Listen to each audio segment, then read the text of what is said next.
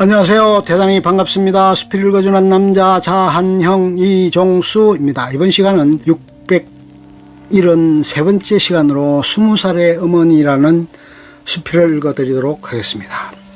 20살의 어머니 정채봉. 회사에 여고를 갓 졸업한 신입사원이 들어왔다. 키도 작고 얼굴도 복숭아처럼 보송보송하다. 어쩌다 사원들끼리 우스갯소리라도 하면 뺨에 먼저 꽃물이 번진다. 한 번은 실수한 일이 있어서 나무랐더니 금방 눈물을 방울방울 떨어뜨렸다. 우유를 좀 더 먹어야겠군. 혼자 말을 하면서 돌아서다 말고 물어보았다. 올해 몇 살이지? 그러자 신입사원은 손수건으로 눈밑을 누르면서 가만가만히 대답하였다.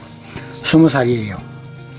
소녀에서 성인으로 턱걸이하는 저 나이 무엇이거나 그저 웃었고 부끄럽기만 한 저 시절 나는 문득 돌아가신 어머니가 생각 키웠다. 우리 어머니가 하늘의 별로 돌아가신 나이가 바로 저 20살이었던 것이다. 17에 시집와서 18에 나를 낳고 꽃다운 20살에 이 세상 살이를 마치신 우리 어머니. 그렇기 때문에 나는 어머니의 얼굴을 모른다. 그러나 어머니 얼굴은 기억하지 못해도 어머니의 내음은 때때로 떠오르곤 한다. 바닷바람에 묻어오는 해송 타는 내음, 고향의 그 내 어머니의 모습을 아련히 보이게 한 날을 기억한다. 유년 시절 눈발이 희끗희끗 날리던 날이었다. 이웃 민준의 할아버지한테서 장아 홍련전을 들었다. 이야기가 끝나서 나오니 저녁밥 짓는 연기가 골목을 자욱히 듣고 있었다. 먼 바다 쪽으로부터 물새 울음소리가 들려왔다. 처음으로 어머니가 보고 싶었다. 돌을 차면서 집으로 돌아왔다. 집에서는 할머니가 군부를 떼고 있었다. 부엌 문설기에 기대서 있는데 해송타는 연기가 자꾸 나한테로만 몰려들었다. 그때 기침을 하면서 눈을 비비며 서 있는 내 앞에 막연히 어머니의 모습이 다가오다가는 사라졌다. 해송타는 연기와 함께. 그 뒤부터 어머니가 보고 싶을 때면 해송타는 내음이 생각 키웠다. 해송타는 내음을 만날 때면 어머니가 조용히 떠올랐다. 중학생이 되고 2학기가 시작된 9월 어느 날이었다. 전력에 나가서 불을 뜯어 가지고 돌아오니 이불 호청을 깁고 있던 할머니가 나를 불렀다. 너 없는 사이에 너그 담임 선생님이 다녀가셨다. 장문 시간에 어머니 냄새라는 제목으로 글을 지었다면서.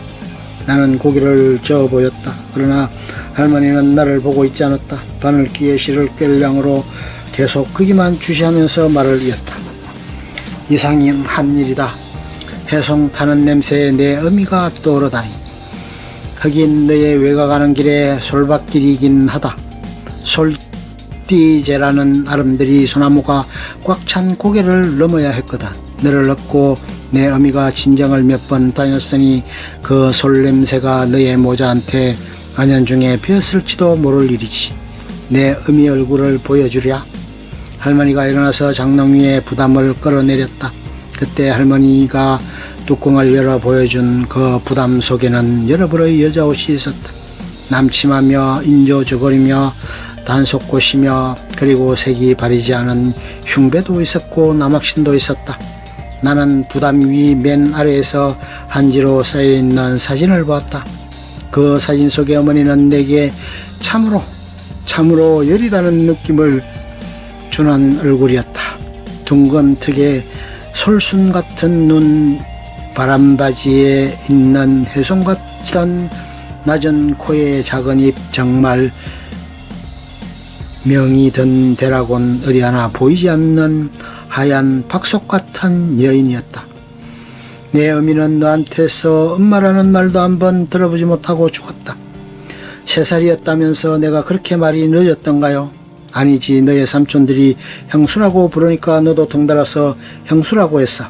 형수젓, 형수물 하고 나는 피식 웃었다. 그러나 그것은 웃음보다도 짙은 회한의 것이었다. 그때 문득 내 앞에 환상의 지구역이 떠올랐다.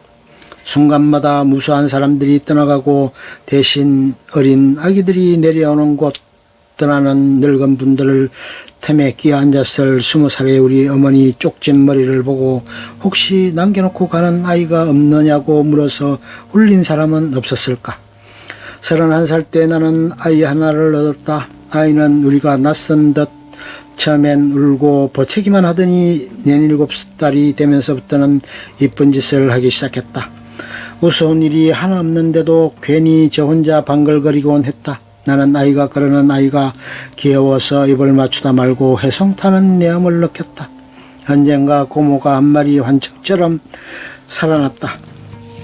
내 어미처럼 무심한 여자는 드물 것이다. 내가 배고파서 울어도 좀 채 젖줄 생각을 안 하는 거야. 보다 못해 우리가 재촉하면 그때서야 일손을 놓고 가서 젖 한 모금 찔끔 주고 금방 돌아오곤 했단다. 그제야 비로소 20살 우리 어머니의 깊은 마음을 알았다. 아이 우는 소리에 차지 않을 어머니 속이 어디 있을까. 그러나 달려오고 싶은 마음보다도 시누이들한테 눈치 보일까봐 자리를 얼른 뜨지 못했을 우리 어머니.